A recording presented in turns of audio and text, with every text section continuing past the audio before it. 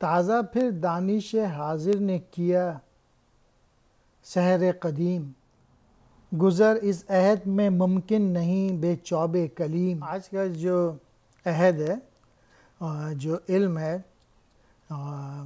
اس نے ایک جادو کر دیا ہے اور یاد تازہ کر دی ہے پرانے زمانے کی، اور اس عہد میں چوب کلیم کی ضرورت ہے، یعنی حضرت موسیٰ علیہ السلام کی ضرورت ہے کہ وہی اسپریچولیٹی لے کے آ جائیں، کیونکہ انسان سائنس میں اور ان ایجادات میں اس طرح سے پھنس گیا ہے کہ اسپریچولیٹی سے دور ہو گیا ہے۔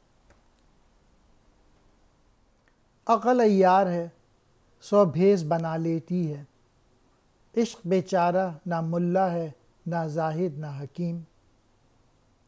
ملا ہو گئے، زاہد ہو گئے، حکیم ہو گئے، یہ سب اپنے رنگ بدل دیتے ہیں کیونکہ یہ بہت عیار قسم کے لوگ ہیں، عقل استعمال کرتے رہتے ہیں۔ جو عشق ہے وہ سیدھا سادہ سا ہے، وہ جو ہے اس کی کیفیت جو ہے وہ تبدیل نہیں ہوتی۔ عیش منزل ہے غریبان محبت پہ حرام، سب مسافر ہیں بظاہر نظر آتے ہیں مقیم۔ مین میسج شعر کا یہ ہے کہ جو عشق میں جو لوگ رہتے ہیں ان کو کبھی سکون حاصل نہیں ہوتا، ان کی کیفیت میں ہر وقت اضطراب رہتا ہے۔ محبت کے جو مسافر ہوتے ہیں وہ کہیں ان کے لیے کسی جگہ ٹھہرنا جو ہے وہ حرام ہوتا ہے، وہ بظاہر ٹھہرے ہوئے لگ رہے ہوتے ہیں لیکن تمام عاشق جو ہیں وہ مسافر ہیں اور اپنی اپنی منزل کی طرف جا رہے ہیں۔ مثال اس کی اقبال خود ہے کہ وہ ان کو عشق تھا کہ مسلمانوں کے حالات بہتر ہو جائیں، اور اسی کیفیت میں زندگی انہوں نے گزاری، اور وہ یہی پوئٹری لکھتے رہے کہ کسی طریقے سے مسلمان جو ہیں وہ اپنے پوٹینشیل کو پہچانیں کہ ان کے اندر کتنا پوٹینشیل موجود ہے اور اپنی خودی کو ڈیولپ ہے۔ گراں سیر غم ریلا و زید سے تو، کوہ و دریا سے گزر سکتے ہیں مانند نسیم۔ مین میسج شعر کا یہ ہے کہ تو مٹیریلسٹک چیزوں میں پڑ گیا، ورنہ تو آسانی سے یہ زندگی گزار سکتا تھا، بہت زیادہ خواہشات میں پڑ گیا۔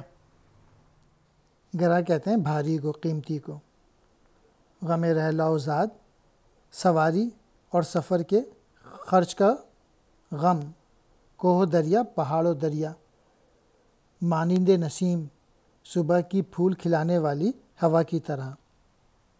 سواری خرچ کی وجہ سے تیری رفتار سست ہو گئی، ورنہ تو بہت تیزی سے جو ہے اپنی زندگی گزار سکتا تھا۔